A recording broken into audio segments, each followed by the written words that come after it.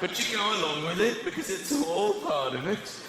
It's the only part of the meal you need to witness that it's coming from the right source. It's not like you order a hamburger and they come up with a photo of a cow. This is a cow. It's the kind of thing you happy with this? Yes, that's exactly the kind of thing I meant when I ordered a hamburger. Then they open it in front of you. You have to witness the opening of the wine. Complete nonsense. It's not like you have the steak and they come out and go, I'm just flipping those over now. All right, just that part of it. So you can see what's going on. Then comes the key part. The pouring of the wine. Who will try the wine? Who will take the lead role in this bullshit reaction? Nobody wants to do it. Normally someone will give you up. You do it. Okay. I will try the wine. It's almost as if time stands still. For a little bit, everyone's staring at you. The waiter is waiting for your verdict.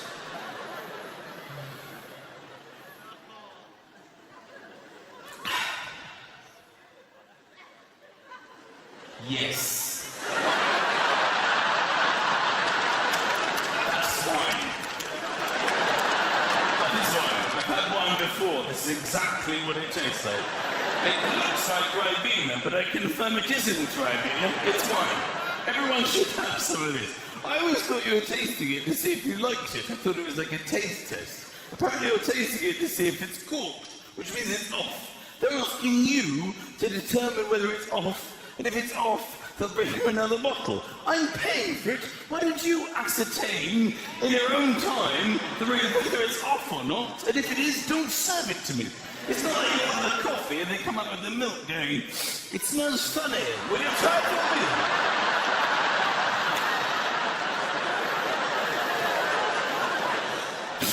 Cheesy!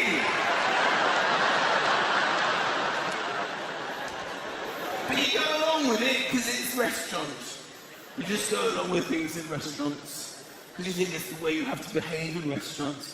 You sit in this most expensive restaurant with like some bread for the table, some water for the table. The table's having a better night than I am at this stage. I mean, who actually wants bread and water before your meal? I could get this at an orphanage. I'm paying a lot of money to be here.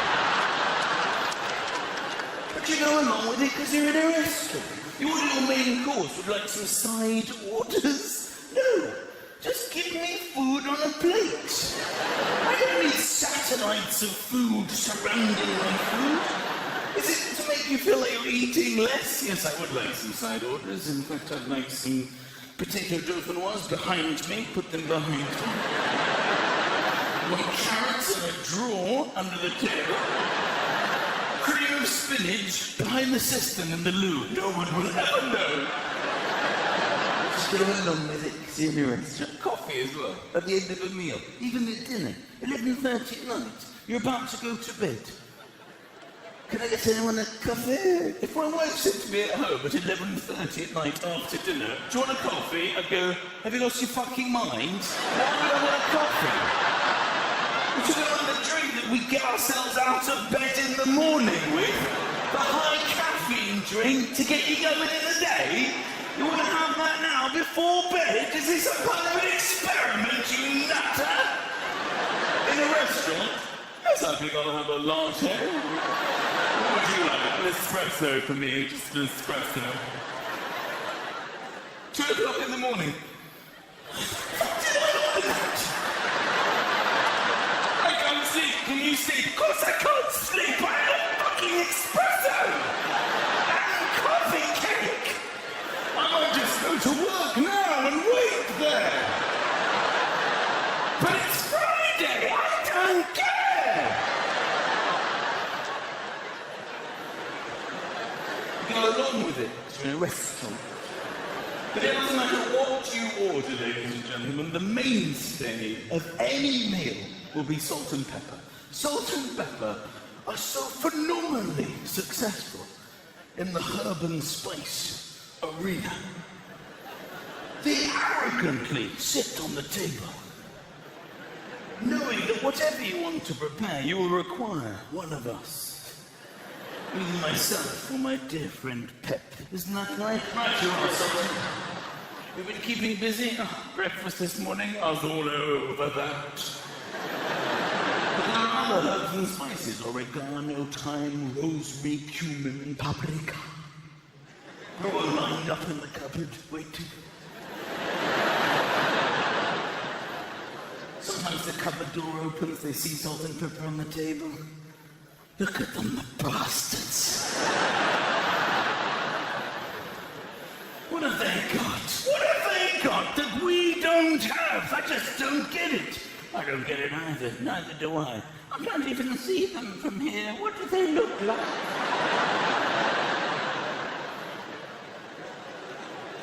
You ever been out of the cupboard, cumin? Once, I think, for bolognese. They said it was an experiment. That was in 1992. I don't think it worked. I remain hopeful. What about you, Sage? You ever been out of the cupboard? I actually used to live with them at their old house, and then they moved me here and put me back in this cupboard. No.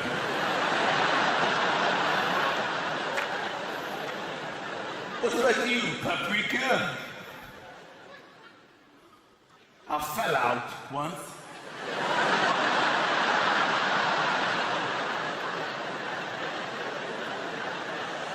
They just put me back in the wrong way round.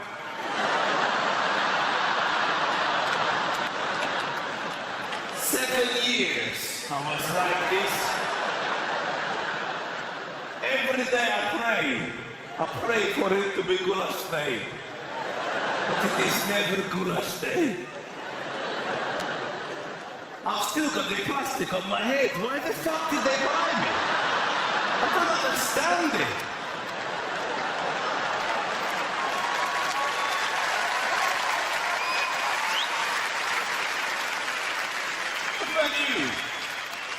Who are you on the end? My name is Five Spies.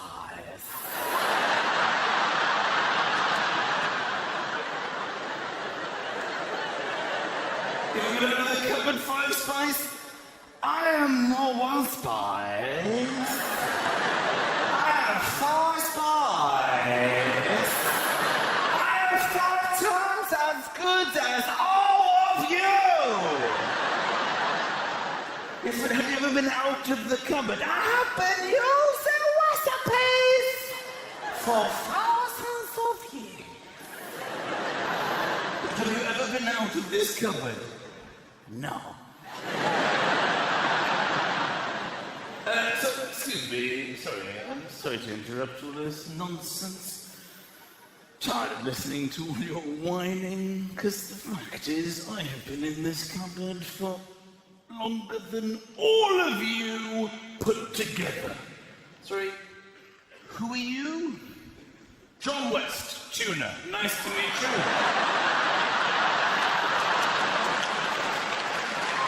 This is my wife, Tim Salmon.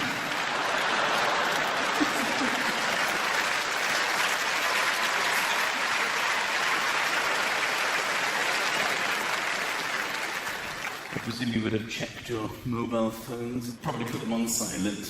Don't bother putting them off, because then you can see everything you've missed from the missed calls. Look how popular I am. Long envelopes, a lot of activity, Sometimes you turn your phone off and you turn it on after a significant period of time and there's no messages. You can't believe it. Nobody! One of the great things about your phone is that if you lose your phone, you can phone your phone to find your phone. It's the only thing you can do that way. You get a second chance. And it's lovely a moment when you realize, oh, where's my phone? I will phone my phone. You lose your keys, you've lost your keys. You can't just phone your keys. Hello? Is that my keys? Where the fuck are you? We've left you. The whole bunch thinks you're a dick, if I'm honest with you. Except for the chum. He likes you. He's under the mat. The rest of us will never find. But when you phone, you lose your phone. And I'll normally use my wife's phone to phone my phone. Both of basically our phone bills are mainly made up of us phoning each other's phones. You dial the number. It's exciting when you hear it ring. You know you'll find your phone. Oh, it's here. I found it. The problem is every time this happens, you get your phone and you go, ooh, one missed call.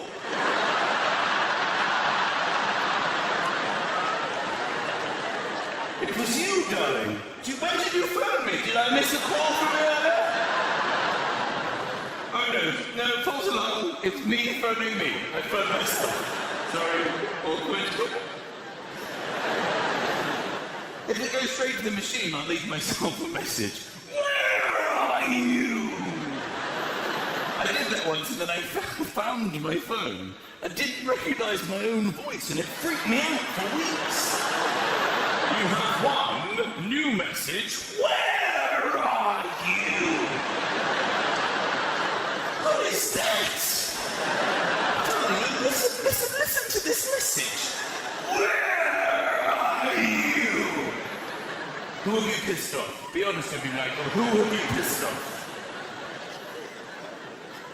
I actually hosted the Mobile Phone Awards quite recently. All the networks were there. And I came out at the beginning and I said, thank you for that lovely reception. Apart from you, T-Mobile.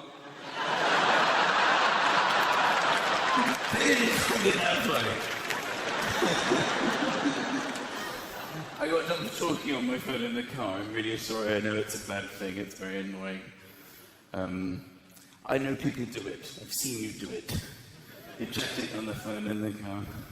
And then if you see the police officer, you don't have time to turn it off. So you just drop it and do it, and then you have this redundant hand you have to finally use. Whoever you're talking to is now chatting by your people. I'm with you. Doesn't it wind you up when you see people talking on their phone in the car? It just really winds me up. I hate it when you're driving behind somebody and they swerve in. The lights go green and they don't react. And you conclude there's an idiot in that car. You start discussing it with other people in your car. Have you seen the idiot? Oh, complete idiot. And then you think, let's go past the idiot. Let's see what the idiot looks like. It's very rare in life you can see a genuine idiot human. And you wait for your first opportunity to overtake the idiot. And you can feel your neck muscles pulling. Idiot. A whole car full of people in unison. Even babies in their car seats.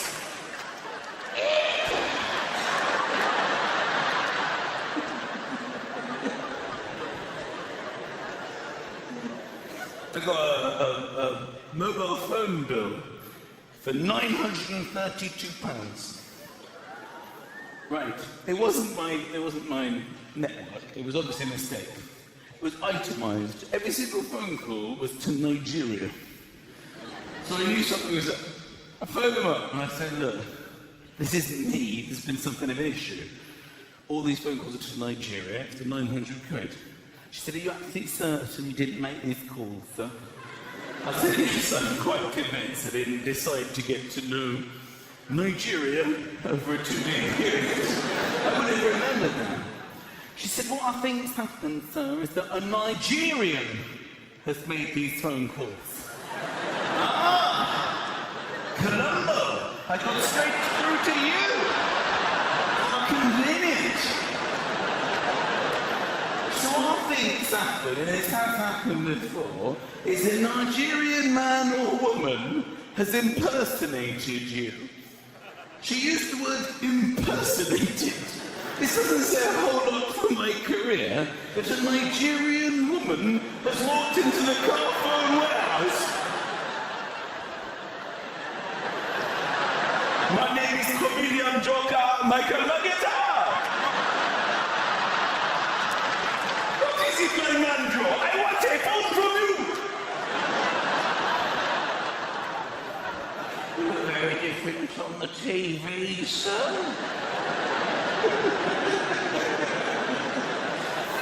In the flesh, you're more feminine and Nigerian.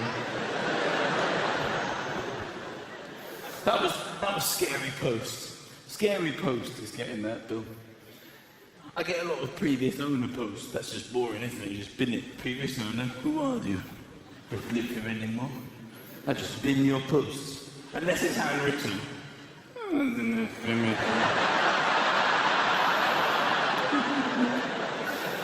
The guy who used to live in my house is called Michael Cunningham, and he got a lot of Christmas cards, and I put them up as my own.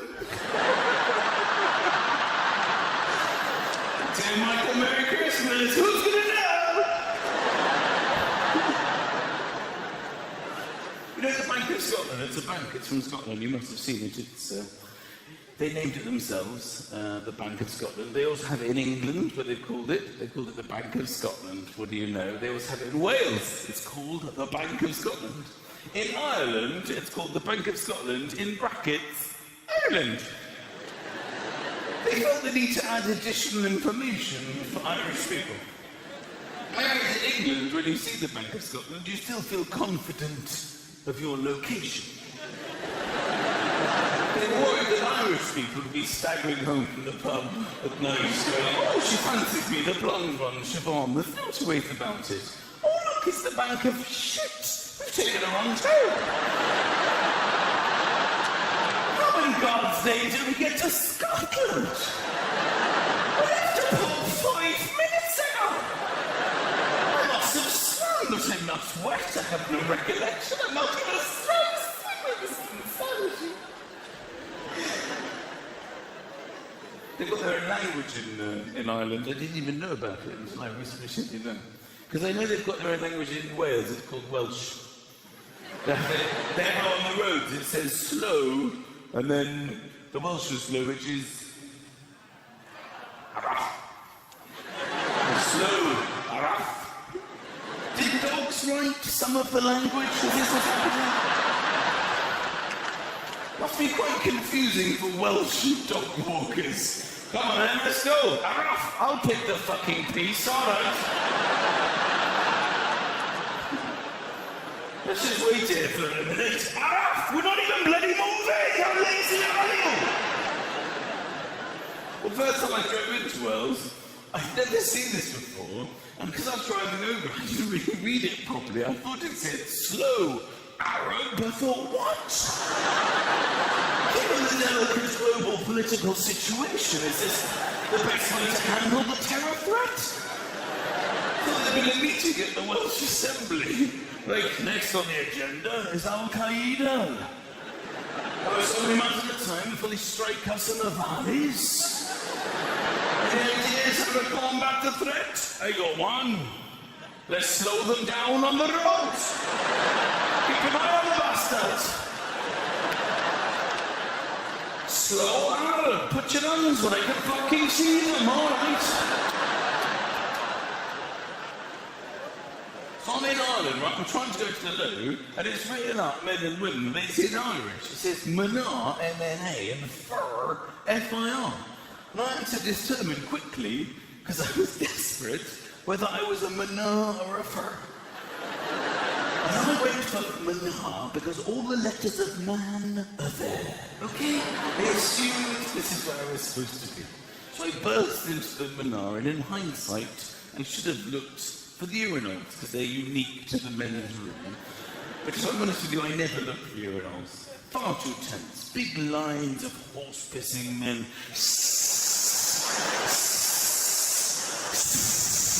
Sometimes standing unfeasible distances, looping in a... Can't be doing that. There'll be like one lonesome urinal and you have to take your place. And your brain goes, time to pee! And nobody goes, I don't want to pee anymore. What?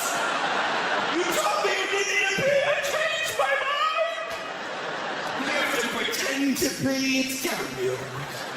Then the men start to notice this bloke isn't even pissing. I'm recognising from the gym, it's too pants. He's a freak. I'm not a freak. I'd rather have 2 pants than no pants. Doesn't even towel dry his arse. I just go to the cubicle where I can shut the door and I can lock it and I can do things at my own leisure. Unfortunately, I then heard women coming in, chatting. Oh, you're having a good night, it's heaving out there. And I'm in the loo thinking, oh, I'm a fur. I'm not a manon, I'm a fur. I thought, I'll wait for you to disperse and I will run and to freedom. Unfortunately, they were really chatting away. You know what girls are like. Oh, you're having a good night. Who's that little fella following you around? He's very cute. Oh, it's just some bloke carrying my lipstick and my keys in my purse. It was my husband's idea. Then I realised I was in the only cubicle. They were basically queuing for the cubicle that I was in. There was a line of genuine manars waiting for a cubicle where a fur dwelled, masquerading as a manar. And also, if you would come to knock on the door and this girl went, are you all right in there, darling? And without even hesitating, I went, I'll be out in a minute. Why did I do that? Why did I think this would be a good idea to pretend to be a woman? I just sat there going, why did I do that? After all that was to try and come clean from behind the door. But I had to keep the voice initially. Guys, I'm really sorry, but I'm a man. You're a man? Have you just discovered this? No. This isn't my actual voice. I heard one say, do you believe that? I believe anything. He just had a phone call from his friend Tommy. He says he's in Scotland, but he left the pub 5 fucking minutes ago. That's the real mood. I went there on Ryanair. I've actually never been on Ryanair before this. I've only heard people take the piss out of it. Oh my God. It doesn't make any sense, this airline. It's £1 to use the loo and 99p to get to Rome. Where is the logic in this? There are people sitting on the plane going, do I need a piss or an Italian adventure? I can't decide. And they keep making it more and more shit. And people keep going on it. They're making you take your bags now to the plane yourself. They're talking about having standing up flights. Is that even legal? To stand on a plane? On normal planes, they don't let you take off if your seat isn't in the upright position. Here to here, not here, we can't take off now. Here, we can go. Not now. You crazy? Get your plane airborne with your seat here. Here, now, let's go. What moment is to be here? Window here. Come on.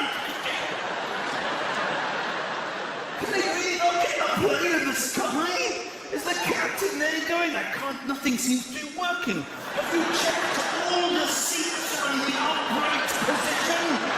This one's fine, this one's fine. You! Get forward! Sorry! All right there. Hold the nearest person. It's time to go. I thought they're not even going to land the planes. They're just going to go near the earth now. You're going to have to... Oh! Pick up the bags!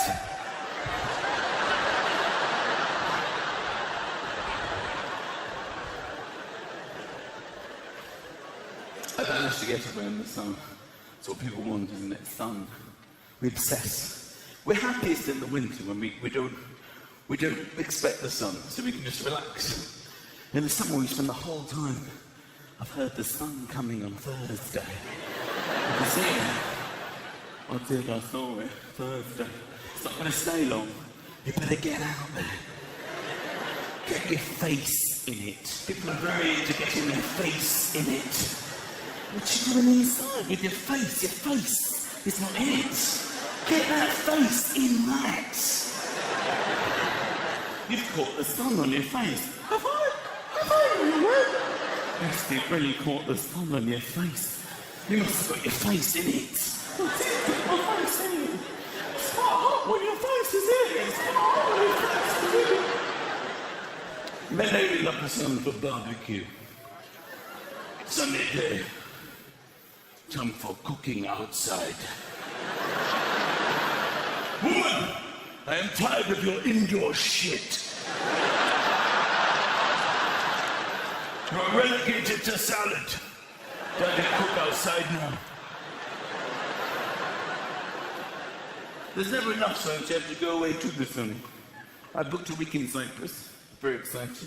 People keep saying, it's going to be like, are you going to get some sun? Yeah. I booked holiday. Where are you going? Cyprus. Oh, very nice and sunny. Be so nice to get the sun. Yeah, I can't wait to get the sun. Just can't wait to get some sun.